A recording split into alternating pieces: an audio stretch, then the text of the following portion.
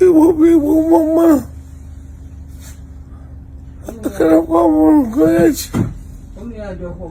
Abusiaro who share money out that's ya debia mekase ewiase on obi nim awie mu nsem ya na obi nim ti yesu so pre enche ena Mr. Ibu ekoye na hwe money out that's your friend Amechi Amonago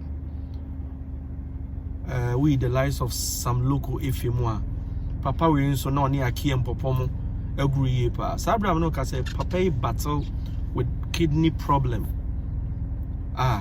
chese we ya hu hwie nyeye akwen nsem bebre nanso said ya na ye kano no asem bi wo ha chese we ye den a esi it will be Mama.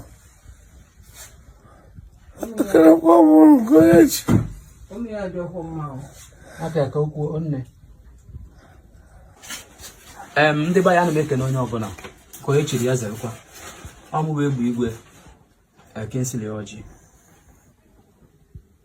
asị m ka m bịa nete my senior colleague being a father in the industry Chief Amechi Monago anyị na-ekene Chukwu maka ndụ ya taa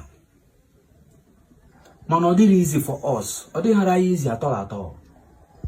He has been into this condition for months now.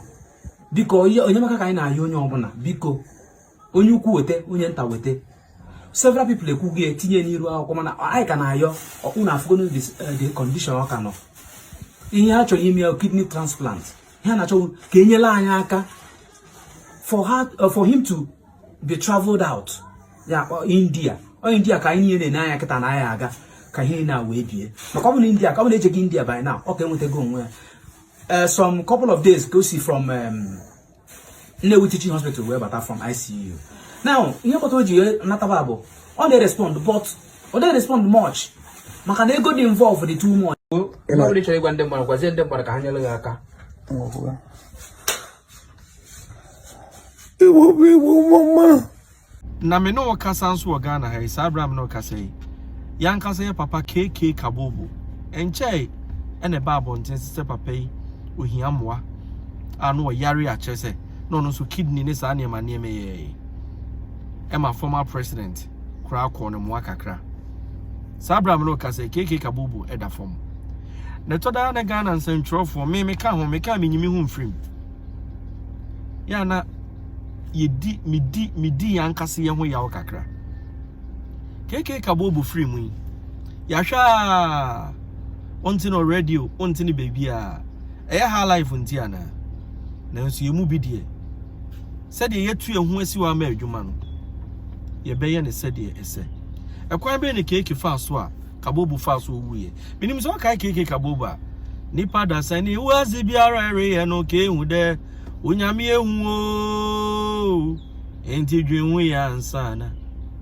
nipa obi biara ere no ke hu de onyame ehu o enti dwenwu ya ansana sabra me no kasemi wo minua Emmanuel Ajeman ewo ahoma ne so ma me ne no eni nkomo ye imana tisan yadi admu na oso nyame adom me ho ye pa Ima me pa chote menka. Ito nka pa. Oh, okay. Enumre dia me ba wa boko nso enye boko sa Ghana 42. Ye pe ha life ni ye ni damoje mpa sanse ye papa KK Kaboobo. Enche ni hu se na wutu no ho na mobi. Ba mo wo okura dia enkwa intimi nye sa Abraham no ka se wotwa nani e de akọ wotwa nani e de akyerense do. Menu ba ne sen ena ukohu papa so obekonom wa fofia ntoata wadware abamu a afa ye papa waje mu a akoya rehosam dia ba beto ha life fofo nyina so eminua yo say 26 February me wo na madam Fubi posti on Facebook o posti eno na say KK Kaboobo number enti hono na me inbox no me send in WhatsApp message say na ada o mi KK Kaboobo number dia ede. If you want to catch him, so when you see our friend, but our one will be seen to say, on friend. And quickly, no catch him, so only Nakasa, but the way a Kaboobo voice in it here no onyanka memory when I'm say o memne mu say I will say Kaboobo yare Djka Kaboobo ankasa me ne another personal relationship be a very close party the one I'm a friend no and I'm besides uncle but me tie the voice I'm so uncle ohu fa wa na no say I and I'm sure okay and me be here and I'm sure okay enti meaning the bia me one in the corner and what so one say me phone Djka Kaboobo amenu mi no opie ba no we have pictures I'm Djka and ba the young me kakra because this is not Djka Kaboobo na ni so tina sino na kasa no kra na e ho edi e no ka che me say na ne ho mfa no no Philippine bi e won the right abdomen yefu mu ho and you know clinic bi e won the fee ni or your test no mo si we malaria typhoid inti e no na o treat but then not still pay ni wo if you think it is na no kakra sabat at the point in them one is or call hospital or call a further test no and actually say liver a problem and you starting treatment no but the one or switching from orthodox medicine no they call a herbal into one herbal hospital they be person body or body nature and now but then looking at senior nipa or organs and very vital maybe who say obey proper medical attention you need the who come say nka o ma me nya ni interview na nka yem fan to abotina na ne ni nyi ho sa say ne ho asem ba beta na ko ba si bi o ni ske bi de aje ayare he but later no or agree say e me na me de ko to what dia or okay and you know na March 26 February no they did our pictures in any videos nearby and then they way towards we obviously or supporting the I see and you know that 26 evening now they went to one now and I mean information say the ex-president John Dramani Mahama they show interest but they know near crap and to the next day 27th you know and also Mr. Beautiful 85,000 a cool fee was in a day you better prepare Djka Kaboobo now you don't call hospital they do for University of Ghana Medical Center and which you know Mampini that or signed to an University of Ghana Medical Center. Just about 2 weeks ago, and me wonder when the shade Musu contacted me somewhere so on baby when the shade cramming in the point and the 10,000 Ekoma Djka Kaboobo. It's a call a Tuesday, Friday, and the doctors know a discharge no. I can say on some review a year the cream we and see many reading come on say Yawada. Ahumachebe no na mu hono na ne ho mfa no na se ade ne ya is serious nti omura she no kodu hospital no anche bia na ofri Ima me who condition of your papa Djka Kaboobo ujidi se nipa wa yare asebe hello Ima hello Ima pa chote menka now, me say I saw the condition of our late musician Djka Kaboobo. Wabra no yare no. Ne nasia tata utimi so nante kra obre. Edi enti na doctors no ugidi se di enti e na wo mo e discharge ni so nkofie nipa no wo sa ate bia we mu. And also your idea about what a chain me personally my gain and a chain nipa bebre again say looking at pictures any ma you ye and you'll be also at that hospital just for a week. Now you're to me at discharge. Many other doctors be also editing come up. I would say sometimes we had never bad the over say the Nakia be a conditioner here, medical professionals. But then Niliba Nankasana be home for all you know, meaning say and also say it's possible to say you need to withdraw this one improvement but it's a woman this guy so uncle. Non-sign Emra in a week's time. But then, Mr. Minoya agreed past the condition now, woman. Now I said, what that hospital, Wananka, a new corner, whichever, because University of Ghana Medical Center, a very big hospital, only a professional spa, but then doctors no more discretion on decision, on what they studying or who here, how much you know to be a was here.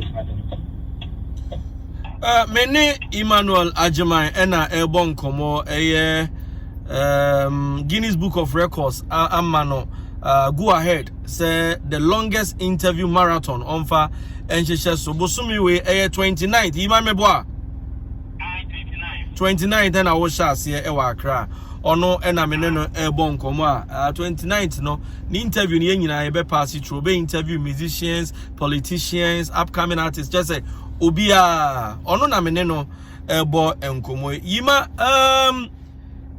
enya baako enya mienu ena ye high life fuei onti yes we pem wetim yima ugidi se ewo se yenya ensiachi baabi like adie bi an campaignfo no betimi aye ti se wo ko Nigeria ni US a ye wo obi a wabɔ nwom bia betimi even nwom ba akokro betimi adidi ho sa akopem eda obewuo ugidi se measures ben na wo se ye de go in place a e ma sa campaignfo ase wo mo bre no enye kwa minua yeah ebra obo president of music ano on starting AD of aging musicians welfare fund amu keniti afeno amwes enti obo started some initiative this musicians are omaye aged peniko no e was see etinya futuo bi the kai say na music akra wo concert bi ombo no mu di raise funds but then over here obo fee so as a musical president no omakoko court ne won send back and forth until somewhere last year and some waiting to about ever since obo fee so Mr. Simon Nana or acting as president on Eras Caleb Epojina na court omatwimu sana last year omababa betru meaning because meaning ishiya music award because of what the oseti apsa aging musicians welfare fund and I also gamru so gamra omoye collective society edema musicians Ghana no gamru as part of omudumedi ni sika odema musicians no also more fund here ye dey supporting musicians bi so yare ke Kaboobo onu angasa no waye gamru chairman eda ono ye gamru deputy chairman edema I think say ever since I changed from Conga ebe ni gamru enti shine wo but then and then we me say who say musicians ejuma any radio presenters ejuma a probability work ubetime nya show aboy ende but ochina wanye careful enya dia obinya Djka Kaboobo as we speak no otimi ye bibi ni fie ankaso nangasa woni fie but then no onu ankasa ekoye echeye minya ya anka yetimi nya hihye bi a ebetimi aboa musicians no say na be ya omunya shows no mo perform ya say na ye adwuma in the corporate environment ye what senator ye chia that be as if to now ba hu bi mu a etimi support on I think say betimi enya legislature bi say na be ya mra but ye ka say gamru ana obi personal savings bi a ede say ye mra say every musician bi a no e was say etimi ye nhihye na sike bi a e ba on sem no at least no ye te kwa bi say betimi ati bi edi ato. And I think the government to assume any be the government to say government na kasa so betimi aye policies here e betimi supporting a musicians and yes sir because me know ka say musicians be brain they are good them especially in Benin no even omo amrant any be crowd of be brain situation on wo no enya dia okay I for say ye ko yenim no so no ye try say you betimi actually musicians the habit of saving because musicians they pray that habit of saving, any ho. Almost the anything you go boy now, but almost or channel show beba. The show a map no more yachiro. Djka Kaboobo the musician for more try it at some point, but then they do they make the listen and now do people say Nesika or Hopana, Danka man the proper medical attention. As you didn't be that music as so. Gamra omo no to Fusika, as you didn't be Edom so, and a government so a be Edom so. Ni na nkomra who ye musician also asudi ni bi enso eda so ye proper investment sika e ba onsem any shows are all born and na bi na sika na e ba o but one manage ni yie no wantimi anye other investment o be kakra no ba kodu point bi a ahoche be ba e betimi age o nkwankra de fi nse ima meda se me frɛ na oje penny say oneme ebekasa meja onemo mansana no the longest interview marathon at Guinness for ama akwenya is fashion suwe. What should we expect? Expecting more surprises and Kopua any omubabe interview over here and komoya oni media musicians welfare any nyame we were gathering penifobia almost passing through the interviews I ever did some of these Asian musicians and Komoya or Gamro reps are ever musical reps are ever said I'm a Canada your politicians are on the bill, your lawyers, your doctors, there were a whole lot of people are a very, very, very interesting interview. And more of education and information and the demand Ghana appointee in just one single podcast interview. Let's start 29th of March, 12 a.m. Entertaining, informative, and education and the demand Ghana for party. We'll be watching out. Imanipa Okita sa record, how many days, how many hours?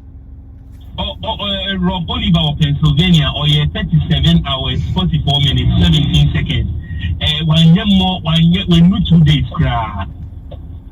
Oh, okay. Nature say, Yesha, who bet him the travel 2 days, me here with me out there, Cassia. 3 days, that's 72 hours, plus another 8 hours, now 80 hours, now it is.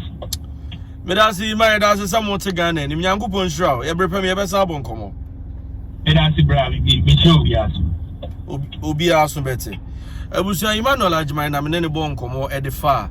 Ye papa Djka Kaboobo sanse enkomra ye famra ye mfansie nyina. Ono a enana wokrokra ni mu a ba mu abo patabribi aba be fa papa ekwa sabre akoya areho sempa. Eyie no ehon hihye nyina no. Keep your ears closed on this channel. Me de hu bibia e de bebro kama pa. Ya wa ha live musicians see. Wonhwe na we ewu a. Yes na ye kura no empanyimfo ni bi kura nche da nko. Wonhwe we ti ase a. Yes wo yare we nya sika anhwe no ho. Ojidi se de mebusa me nuen. Eniema be na edigu akwa mebe sa kofo we nso ho atowo mo. I think nobody is calling for a doom, but outsna yenni munti and we should plan. But the abaya papa say lifestyle matters. Kojo first nana as a concert for ba I sinitra for ba I don't to for ba no. Now we are kulana kwa asebia. As one have be koshini. Your lifestyle be wo ho a was a dinje ehunwumemu a ewonsu so bebre ewo mo mpanim fie so o se triple high genetics obo ha bi woni fie dada obo onso anye genetics o hwe wayosi e ka de na nko wu ya e ono nsa na lifestyle also ono sorry cry na nsa na ewo woto mu sa no tumbo ba miensa no o se aduane nchini so o sa no de gum anadwo siom san so wo set so nti so the lifestyle matters. This time around, if you want to live longer, it's all about skebia photo that could just have been previous. One of the photo to us, media home. And I what kind of idea you had to say kid near the idea no. Or sika dam and poor. Say a show sika mu jump on us and delia. Where the one we ever to Manashi Grebu. Because I don't consider Busiani boy is a dream raping on nature. So, until lifestyle no matter. Na no na me hwe Nigeria for bi top notch actors no ma boa dem na kodo ensane enam you know like almost feel life answer telling you like ya didi nyane bia anyway done because or a superstar. I mean you should be so much cautious about your own lifestyle, your own self. The fact that obiani mono, the fact that when yes kana o yes celebna, you know a friend wohona, also obia pa on opportunity no, and just to pass ana ratokro to kwa we be share before. Now the fact that obetimi aton nambiano, obetimi aton sebiano. I mean, ukita usikenti. Yeah. Obetimi ato yare. Obetimi ato yare. And let me say this to every man out there. Say, Bible say, "Oh how one kete ti abiremo yira, obetwa so. Kwadwe.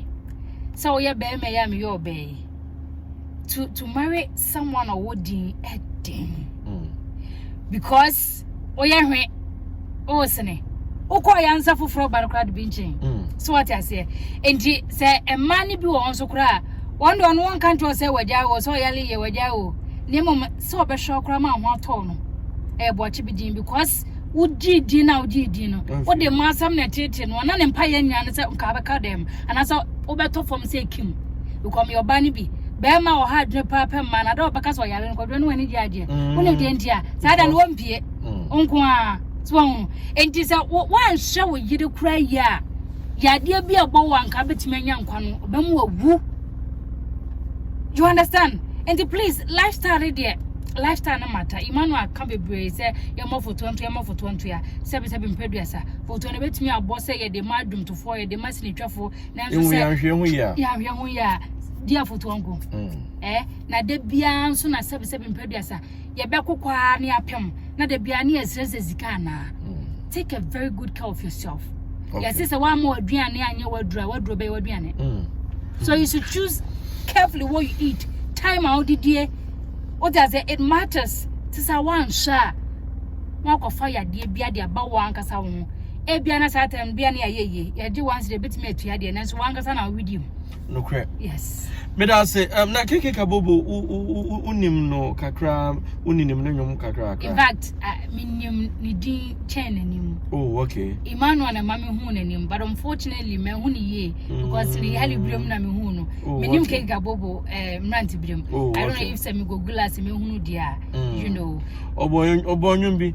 What do you boy any guanabra Robiarantanedo? Nebony, I ain't guanabra Robiarantanedo. Running away, nobody tornado. Some make me through Wakai. Oh, I'm a bonum baby. I don't think meaning, but running away, nobody tornado. I say, school crying. But on your interview answer, and I am most popular. I will be an too. It is rather unfortunate. When you go, you need be out and go. None in you will say. Sana besane, nyate, girl. I don't know about mammy to you. Only are no friend. I. So I can't say how life when I did baby. I did KJ. Unquata, our mam. On one, didn't I mean for the cry? In said your walk on, so was a year so a year, and yes, sir, a bay in same baby. I was ya, and I did you mediano, yet making sure so best subscribe to channel and not press the notification button for more videos. Now, make I will say, Djka money transfer, me patch over Canada. Or Europe now send this card Bagana and Quadia. So application we use we download it to Android phone as well. And our Apple phone. Or send there using me promo code ni Djka. And now we are Obenya 5 cities now their car. No. And now you see Obenya $5 now their consequence. They all send their brand again and so no. Yentene Capre. Djka Amansa Boa for using me promo code no abra or send this Djka. I Djka Nyanzapo TV. Ya crown. Bye bye.